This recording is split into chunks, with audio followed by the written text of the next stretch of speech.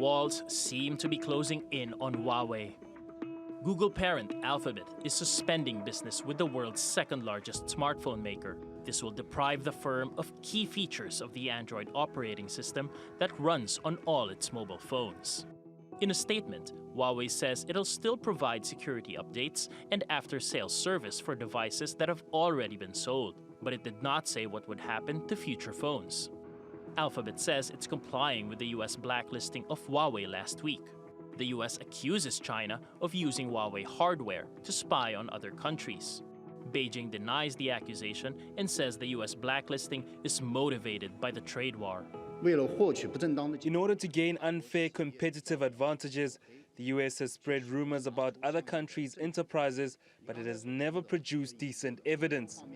The company says Huawei phones will no longer receive software updates from Google that enhance features and improve security.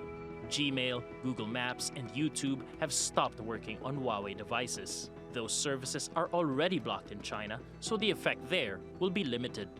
But half of Huawei phones are sold overseas, and losing access to those apps could make the devices less appealing in markets like Europe. US chip makers and suppliers Intel, Qualcomm, and Broadcom have also cut ties with the firm. So has Germany's Infineon, which makes parts used in Huawei devices. We know now that the US has called for a boycott on network equipment from Huawei. Rather than see its business suffer, they are prepared to blacklist Huawei. Huawei says it spent 3 years developing software to replace Android. The company has also been stockpiling components that can keep supply lines running for at least 3 months. If the US-China trade war isn't resolved by then, Huawei's smartphone business could be one of the biggest casualties.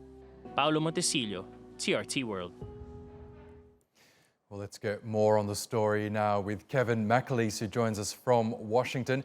Hi, Kevin. A huge blow for Huawei, considering all of its phones are powered by Google. Tell us more about what this means for the Chinese tech giant.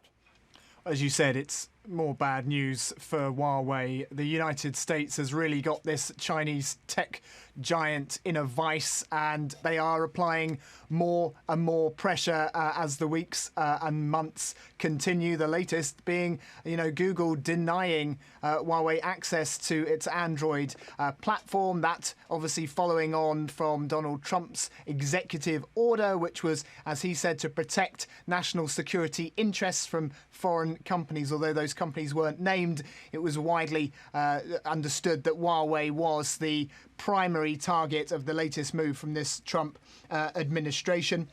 What does it mean in effect? As I said, Huawei won't be able to access Google's Android platform. We'll lose access, Huawei phone users, to updates to those popular apps, the likes of Gmail, YouTube, Google Play as well. Forget about it if you're a Huawei phone user. And the impact on Huawei, well, it's the second largest smartphone supplier, only second to Samsung. It's going to interrupt their ability to compete in the global smartphone market. Certainly, it seems, in the short term, while they try and dust themselves off and find a way of responding to what is a very aggressive approach from this US administration.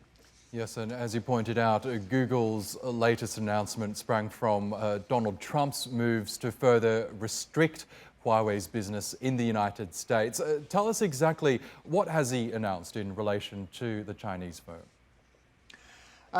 Donald Trump signed the executive order. We had been expecting it for some time, so not only will it not have come as a surprise to the United States, but certainly Huawei will have been in anticipation of being blacklisted in this fashion. But now we're seeing exactly what the impact of all of this is, triggered first, of course, by Google, but there are other US companies who have followed suit in respecting this ban from the Trump administration.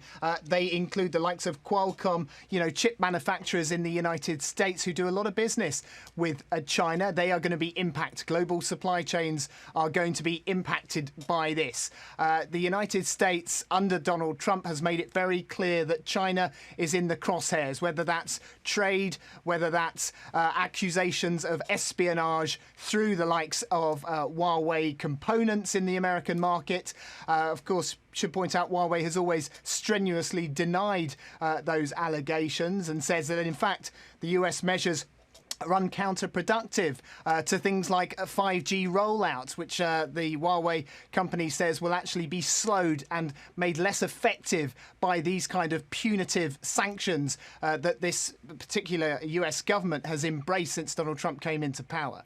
Yes, and has the Trump administration mentioned how exactly Huawei can get back in its good graces? How can it win back favour and have these restrictions against the company dropped? Well, I think at this stage, the administration is focused more on this pressure campaign. It's about putting China and Chinese tech firms in particular in this vice, applying that pressure, choking them off globally. This is something that US lawmakers have been pushing for some time, not just under Donald Trump, but for some time this has been a move towards China, trying to restrict China's growth, trying to restrict China's economic growth. The United States, of course, is in a very aggressive race right now with China for the 5G rollout, the fifth generation rollout, which China has invested hundreds of billions of dollars in. The United States wants to own that, wants to be a market leader in that, in much the same way as it was with 4G. So these tactics, these punitive measures, which are being pushed hard by this administration, aren't just about saying, look, we think that you're an espionage arm of the Chinese Communist Party and you're trying to, tap into US networks. This is also a signal to China that, we are going to aggressively pursue the lead in this race for 5G, which, the Internet of Things, this interconnectivity of all of our devices, which will not just change the way society functions, but will be a massive economic boost and will be a global leader. So there's limitless possibilities to the person who can edge out the other in this ongoing race. But what are we seeing? We're seeing that the United States is willing to play hard and play dirty in order to take that mantle. OK, Kevin McAleese in Washington, D.C. Thanks so much for that.